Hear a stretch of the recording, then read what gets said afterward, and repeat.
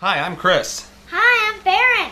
And today we're going to show you guys a game that we've made, and it's called Trick or Treat. And if you've ever been trick-or-treating, then you pretty much almost already know how to play. So how to set up the game, basically what you need to do is set up two of your end boards right here.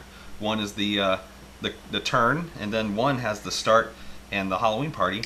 And then you take each one of the 6 tiles, shuffle them up, put them on the board in between the 2 tiles, and just make sure that the street lines up on the back of the map, so that way you can see where you're going. Now the first thing you have to do when anybody goes trick-or-treating is what? Dress up. Dress up in a costume, right? Yeah, and here's all the meeples you need to pick. Yep. The game comes with 15 different meeples, and then you can also go online to places like Meeple Source or Mighty Meeples and pick up your own. But for this instance, go ahead and pick whichever one you want, Fairyn.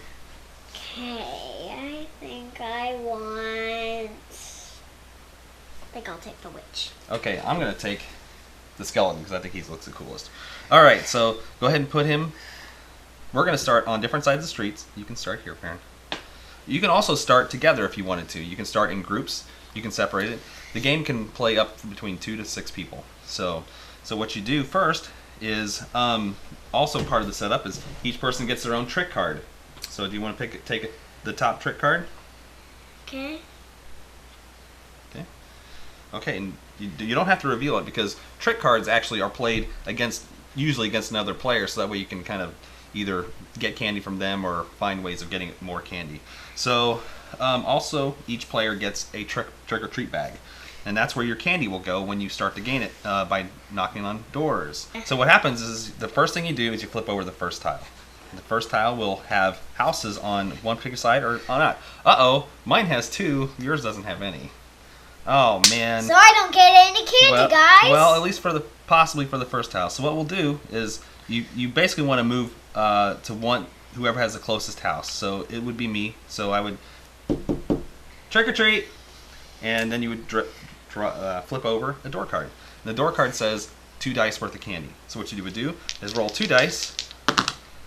Oh, that's 5 pieces of candy. But if you are playing with a kid, make sure to have a cup if they don't know how to roll dice. Absolutely. Yeah, that helps out little kids very well. And so what I'm doing actually is there's a black bag full of candy tokens, and whatever I rolled, which was 5 pieces of candy, I would take that many discs without looking. You don't want to see what you're drawing. You just want to take it and put it in your bag. We'll get to what you drew later. Now that my turn is over, we're going to move Fairyn down the street, and she's going to land on an event space.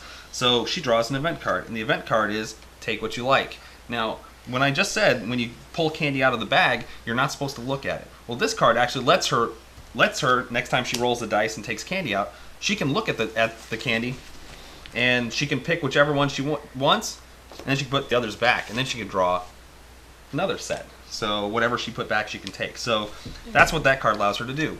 All right, so next I'm going to go down the street. Trick or treat. Oh, I've got 1 dice of candy this time. Okay. So you don't get as much if it allows you. So I rolled a 3. So he gets to take 3. And we get to go to the next tile. Well, almost. We actually come to a crosswalk. In the game, you're not actually allowed to cross the street unless you come to a crosswalk like we just did right now, or you have a card that allows you to cross the street, like a flashlight or maybe another event that forces you across the street, like construction or something like that. I don't want to cross. You don't want to cross? Yeah. I want to cross. I want to be with you. So we're going to join together as a group. So then what happens is then you flip over the next tile. Yeah. Oh, I got... Oh, we have 1 house this time. So we come down the street. Okay, so ready? Trick or treat! Trick or treat! And by the way, you have to say trick or treat or you can't get any candy. Yeah. Oh no! It's an empty bowl! Oh no! No more candy! No candy. Well, guess what? Guess what my trick is? My trick is flying rolls of toilet paper. If there's any house that doesn't give me candy, I can basically put that trick on their house. And now if this card is still in play at the end of the game, I get 5 extra points. Pretty crazy, huh? Yeah. Okay, so we're going to come to another event. Ready? Okay, and when it comes to drawing events in a group, what you'll do is you'll choose whoever wants to do it. So, do you want to draw the event, or do you want me to draw the event? I'll draw the event. If it's the bully, I can play my trick card. It is construction. We're actually forced to cross the street, which actually comes to our advantage because guess what? We're at the house. Oh, yeah! So there you go. So ready? Yep. Trick or treat! It's 2 dice and an event. So what you go ahead and roll 2 dice. What'd you get? 1! You got 1. Oh, like 1? That's bad. There you go. I'll go ahead and roll 2. Okay, I like my candy. So it allowed me to 3. look, so I got to look. Right. So you, like I said, you always. Oh, that's right. Do you want to play that? Do you want to keep that Q's candy? Yeah. Okay. Then we'll put this back then. Okay. I drew 3, and so we also drew an event on that door card. So here comes the next event. The next event is, it's the bully. I get to bully. Bag trap. Your candy cannot be stolen by other trick-or-treaters or by bullies this house or event. Discard this card after use. So, there you go. So, guess what? I lose 2 pieces of candy to the bully. And what happens is you put the candy that the bully takes into the bully stash bag. Yeah. And he holds on to it for the rest of the game. Okay, so what happens is after you get done progressing to the end of the tile, you would flip over the next tile. And then you would come around the corner and flip over the next tiles after that until the game is finished. And basically what happens at the end of the game is after you've completed the entire neighborhood, you end up at the Halloween party. Yeah, and when you get to the Halloween party, you get to do a curfew card. Yeah, you get to draw a curfew card. So this one, it could be positive, it could be negative, but it's completely 50-50 at this point. So do you want to go ahead and draw the top curfew card? Let's see what you got. You got the best costume. So you get to roll 3 dice of candy. Oh. So here you go. Just put that there. So go ahead and stick it around. Spit it out. You get 4 more pieces of candy. There you go. Good job.